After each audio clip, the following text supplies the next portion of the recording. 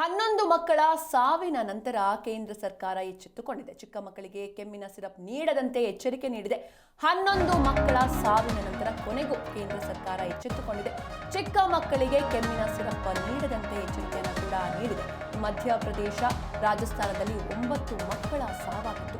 ಕಲುಷಿತ ಕೆಮ್ಮಿನ ಸಿರಪ್ಗಳ ಸೇವನೆಯಿಂದ ಈ ರೀತಿ ಸಾವು ಸಂಭವಿಸಿದೆ ಎನ್ನುವಂತಹ ಶಂಕೆ ಕೂಡ ವ್ಯಕ್ತವಾಗಿತ್ತು. ಕೇಂದ್ರ ಆರೋಗ್ಯ ಸೇವೆಗಳ ನಿರ್ದೇಶನಾಲಯ ಎಚ್ಚರಿಕೆಯನ್ನು ಕೂಡ ನೀಡಿದೆ. ಎಲ್ಲಾ ರಾಜ್ಯ ಕೇಂದ್ರಾಡಳಿತ ಪ್ರದೇಶಗಳಿಗೆ ಈ ಬಗ್ಗೆ ಸೂಚನೆಯನ್ನು ಕೂಡ ನೀಡಲಾಗಿದೆ.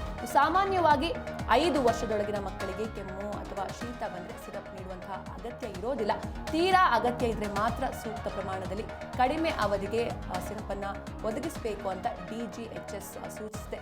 ಈ ಬಗ್ಗೆ ಎಲ್ಲಾ ರಾಜ್ಯಗಳು ಮತ್ತು ಕೇಂದ್ರಾಡಳಿತ ಪ್ರದೇಶಗಳಿಗೆ ಪತ್ರವನ್ನು ಬರೆದಿರುವಂತಹ DGHS ಮಕ್ಕಳಲ್ಲಿನ ಕೆಮ್ಮಿಗೆ ಸಿರಪ್ ಅನ್ನ ವಿವೇಚನೆ ಬಳಸಿ ವೈದ್ಯರು ಶಿಫಾರಸು ಮಾಡಬೇಕು.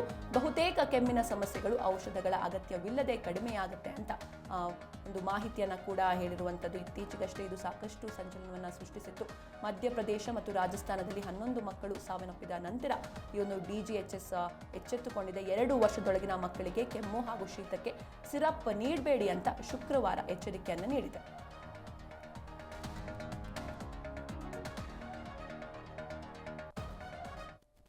ಇನ್ನು ಮಧ್ಯಪ್ರದೇಶದ ಚಿಂದ್ವಾರ ಜಿಲ್ಲೆಯಲ್ಲಿ ಕೆಮ್ಮಿನ ಸಿರಪ್ ಸೇವಿಸಿದ ನಂತರ 9 ಮಕ್ಕಳು ಸಾವನ್ನಪ್ಪಿದ್ರು. ಇದು ತೀವ್ರ ಕಳವಳವನ್ನು ಉಂಟು ಮಾಡಿತ್ತು. ಈ ಬಗ್ಗೆ ತನಿಖೆಗೆ ಒಂದು ಆದೇಶವನ್ನ ನೀಡಲಾಗಿದೆ. ಅಂದ್ರೆ ಯಾವ ಕಾರಣ, ನಿಖರವಾದ ಕಾರಣ ಏನು, ಯಾಕಂದ್ರೆ ಇದು ಶಂಕೆ ವ್ಯಕ್ತವಾಗ್ತಾ ಇರೋದ್ರಿಂದ ಒಂದು ನಿಖರವಾದಂತಹ ತನಿಖೆ ಆಗಬೇಕಾಗಿದೆ. ಇನ್ನು ರಾಜಸ್ಥಾನದ ಸಿಕಾರ್ನಲ್ಲಿ ಇದೇ ರೀತಿಯ ಸಾವುಗಳು ವರದಿಯಾಗಿದ್ದು, ಮಧ್ಯಪ್ರದೇಶ ಮತ್ತು ನೆರೆಯ ರಾಜಸ್ಥಾನದ ಆರೋಗ್ಯ ಅಧಿಕಾರಿಗಳು ಇದಕ್ಕೆ ಕಲುಷಿತ ಕೆಮ್ಮಿನ ಸಿರಪ್ಗಳ ಸೇವನೆ ಕಾರಣ ಅಂತ ಶಂಕಿಸಿದ್ದಾರೆ. 2 ರಾಜ್ಯಗಳಲ್ಲಿ 11 ಮಕ್ಕಳ ಸಾವಿನ ನಂತರ ಎಚ್ಚೆತ್ತುಕೊಂಡ ಕೇಂದ್ರ ಸರ್ಕಾರ ನಿನ್ನೆ ಎಲ್ಲಾ ರಾಜ್ಯಗಳು ಮತ್ತು ಕೇಂದ್ರಾಡಳಿತ ಪ್ರದೇಶಗಳಿಗೆ ಮಕ್ಕಳಿಗೆ ತೀರಾ ಅಗತ್ಯವಿದ್ರೆ ಮಾತ್ರ ಕೆಮ್ಮಿನ ಸಿರಪ್ ನೀಡಲು ಸೂಚಿಸಿದೆ. ಸಾಮಾನ್ಯವಾಗಿ 5 ವರ್ಷದೊಳಗಿನ ಮಕ್ಕಳಿಗೆ ಕೆಮ್ಮು ಮತ್ತು ಶೀತಕ್ಕೆ ಸಿರಪ್ ಅನ್ನ ನೀಡುವಂತಹ ಅಗತ್ಯ ಇರೋದಿಲ್ಲ. ಇನ್ನು ತೀರಾ ಅಗತ್ಯ ಇದ್ರೆ ಮಾತ್ರ ಸೂಕ್ತ ಪ್ರಮಾಣದಲ್ಲಿ ಕಡಿಮೆ ಅವಧಿಗೆ ಒದಗಿಸಬೇಕು ಅಂತ DGHS ಸೂಚಿಸಿದೆ. ಈ ಬಗ್ಗೆ ಎಲ್ಲಾ ರಾಜ್ಯಗಳು ಮತ್ತು ಕೇಂದ್ರಾಡಳಿತ ಪ್ರದೇಶಗಳಿಗೆ ಪತ್ರವನ್ನ ಬರೆದಿರುವ DGHS ಮಕ್ಕಳಲ್ಲಿನ ಕೆಮ್ಮಿಗೆ ಸಿರಪ್ ಅನ್ನ ವಿವೇಚನೆ ಬಳಸಿ ವೈದ್ಯರು ಶಿಫಾರಸು ಮಾಡಬೇಕು. ಬಹುತೇಕ ಕೆಮ್ಮಿನ ಸಮಸ್ಯೆಗಳು ಔಷಧಗಳ ಅಗತ್ಯವಿಲ್ಲದೆ ಕಡಿಮೆಯಾಗುತ್ತೆ ಅಂತ ಮಾಹಿತಿಯನ್ನು ನೀಡಿದೆ.